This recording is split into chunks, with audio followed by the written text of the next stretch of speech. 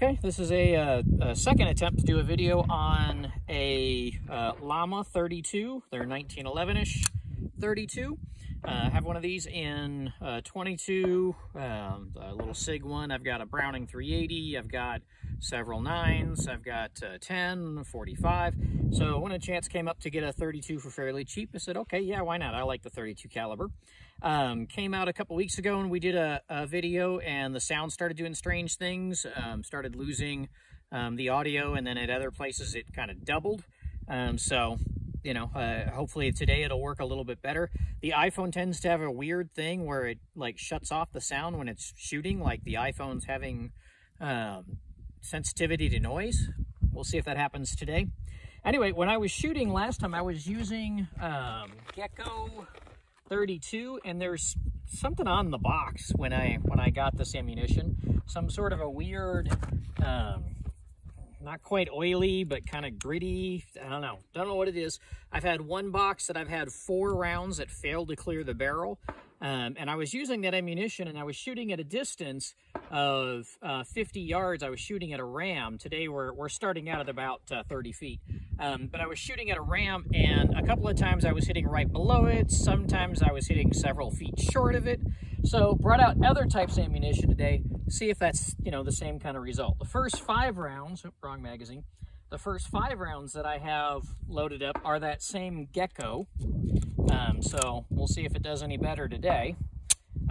It has been reliable with all the FMJ ammunition, and the other 3 types of ammunition are all FMJ as well.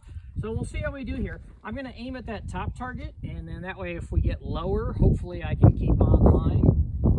It does take a little bit to get used to it because the grip here is so narrow, just going across it. So placement of the fingers a little bit different, kind of like with the Browning 380, and then the sights are fairly primitive. So I'm going to aim at the middle of that top one up there. And I hit, I think, somewhere up there on that top one, just to the bottom left. That one seems to have gone above it. That one's another one above it. Still on the same target, but kind of above it. All right, and so we fed and fired all 5 of those. Gonna move up a little bit now to the close to kind of where that table is. So that was at, you know, about 10 yards. This line right here, where I'm going to shoot from next, is about 15 feet, so about 5 yards. And the last one is right here by these rocks, which is going to be about 10 feet. As far as how I did from 10 yards, 1, 2, 3, 4, and I'm not sure, I think that one was me too, 5. So it was actually shooting a little high, which is different than what it had done at the 50 yards. So I'm going to try some different ammunition and we'll see if we get any different results. This is the PPU 71 grain. I've got some S&B 73 grain. I've got some Winchester 71 grain. The little Gecko stuff did better than I thought it was going to do, so good for it. All right, so here we are at approximately 5 yards, about 15 feet, and I'll shoot for that top one again.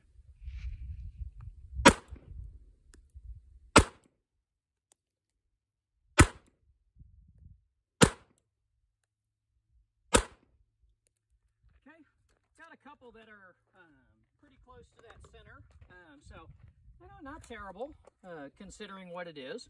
You know, I mainly got this to be a range toy and for a women on target kind of a thing, just so that I'd have a single action 32. I do have a Colt 1903, which is pretty much a single action, and then I have some double actions, a Walther and a Beretta 81 and a CZ70. All right, I'm going to shoot, well, I'll just keep shooting at that top target. This is the S&B. Okay,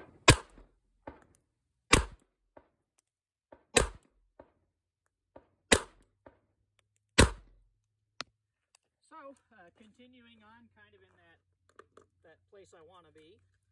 So, you know, the pistol is about as accurate as you would expect.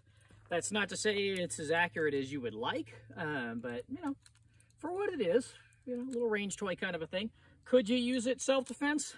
In a pinch, yeah, I guess. It wouldn't be my first choice, but, you know, a 32 wouldn't be my first choice for self-defense normally. Sometimes I do carry a Tomcat, and, you know, I don't feel like I'm unarmed. Now, these are, instead of being FMJs, they're almost TNJs. They're a little truncated. The front is fairly flat, so we'll see how they feel, or feed, I should say. I don't want to see how they feel, at least not on the other end.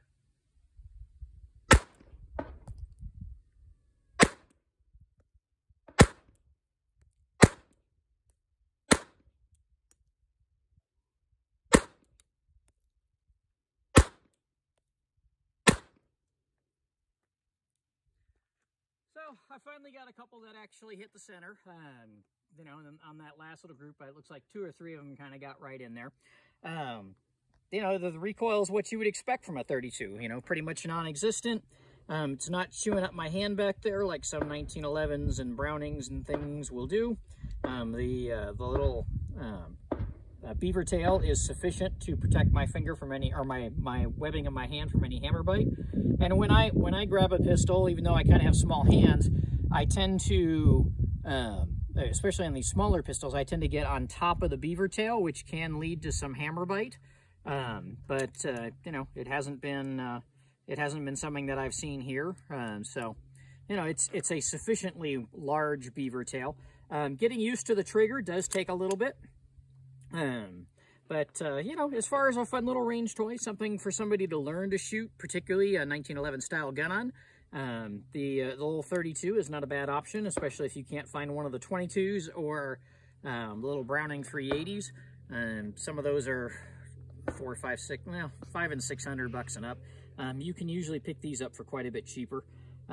So anyway, I mean, for what it is, I'm pleasantly surprised with the Llama 32. Okay, I did 3 groups of 8 on this bottom bowling pin.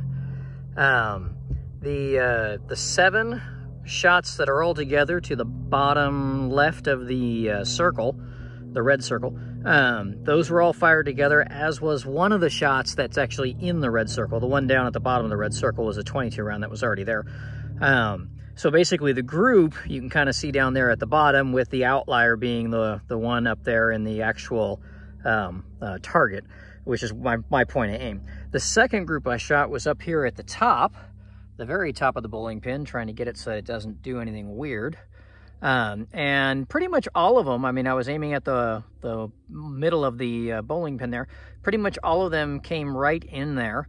And then the third group was, I was using the throat of the bowling pin between the red line and then the red circle as my point of aim. One round actually impacted very close to it. All the rest kind of went a little bit to the left.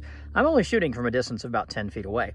So group potential-wise, I think the top is probably the best, and then the bottom one there is pretty good with the one outlier, and the third group was kind of a mess.